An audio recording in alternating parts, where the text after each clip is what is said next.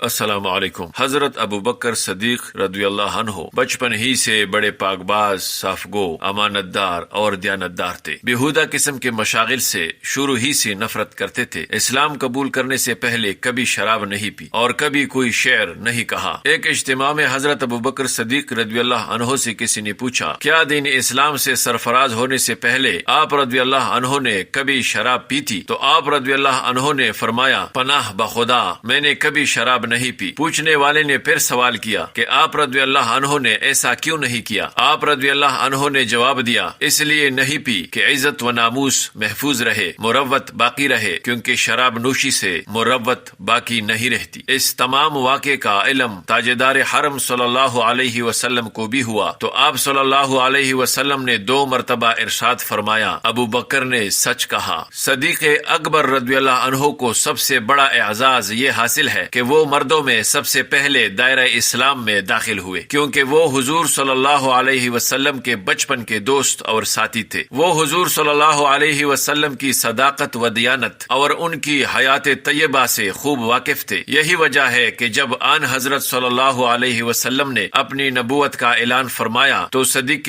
اکبر رضی اللہ عنہ نے فوراً شہادت دے دی کہ واقعی آپ صلی اللہ علیہ وسلم خدا کے آخری رسول اور پیغمبر ہیں۔ ایمان لانے کے بعد آپ رضی اللہ عنہ نے اپنی تمام زندگی اور تمام مال و متاع سب خدا کی راہ میں وقف کر دیا۔ آپ رضی اللہ عنہ نے حضور صلی اللہ علیہ وسلم کے ساتھ مل کر تبلیغ کا کام شروع کیا، جس کا نتیجہ یہ نکلا کہ عرب کے بڑے بڑے نامور اور سرما اشخاص حلقہ بگوش اسلام ہوئے، مثلا حضرت عثمان بن عفان رضی اللہ عنہ، زبیر بن العوام رضی اللہ عنہ، عبد الرحمن بن عوف رضی اللہ عنہ، سعد بن ابی وقاص رضی اللہ عنہ، طلحہ بن عبداللہ رضی اللہ عنہ، عثمان بن مزعون رضی اللہ عنہ، ابو عبیدہ رضی اللہ عنہ، ابو سلمہ رضی اللہ عنہ اور حضرت خالد بن سعید بن العاص رضی اللہ عنہ وغیرہ۔ آپ رضی اللہ عنہ ہی کی سعی و کاوش سے راہ راست پر آئے۔ آپ رضی اللہ عنہ نے اپنے گھر کا صحن مسجد میں بدل دیا اور مسلمان غلاموں کو ان کے سنگ دل کافر آقاؤں سے فدیہ دے کر آزاد کرایا۔ ان میں